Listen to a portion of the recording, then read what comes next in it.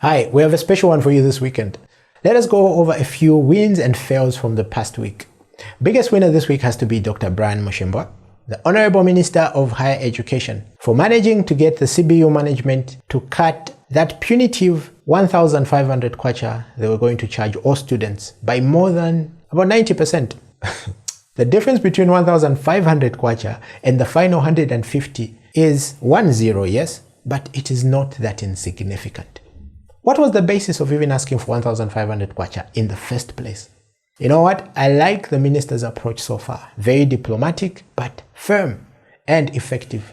We know that many students come from poor families. Majority of them would have struggled to raise that 1,500 kwacha.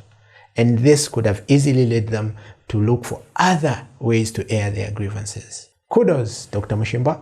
A big fail for this week is the government's chief whips. Yes, both of them, for going after the Law Association of Zambia, which is only trying to carry out its mandate to protect the Constitution. Article 2 gives you, me, yes, even the last president, the right and duty to defend the Constitution and resist or prevent any person from overthrowing, suspending, or illegally abrogating the Constitution, which is exactly what Bill number 10 is attempting to do. You know, it is very shameful that the deputy whip can even go as far as calling for the impeachment of the last president, claiming that his attempts to stop Bill number 10 were aimed at embarrassing the government.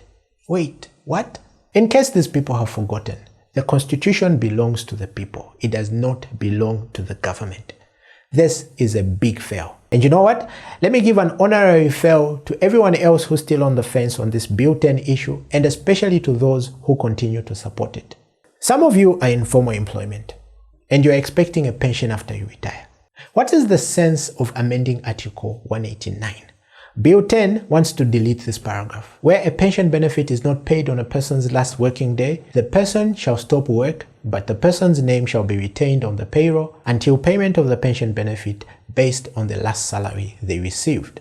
So it has always been law that pensions should be paid promptly and regularly. Now, since promptly cannot be defined because it's dependent on other issues, availability of resources, the Constitution provides a remedy that should the pension delay, the retiree must still receive income so they can sustain themselves. Shame on whoever is supporting this Bill 10. Big fail.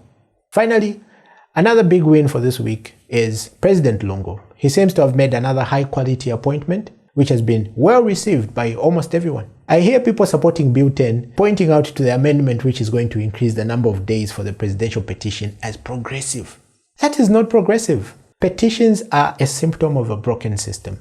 What Zambians want and have been crying for is to have confidence in the electoral process. People need to have confidence that their choice is properly endorsed and must not have to rely on the courts to be the final decider. And that is going to start with repairing the broken image of ECZ. Kudos, Dr. Chagwa.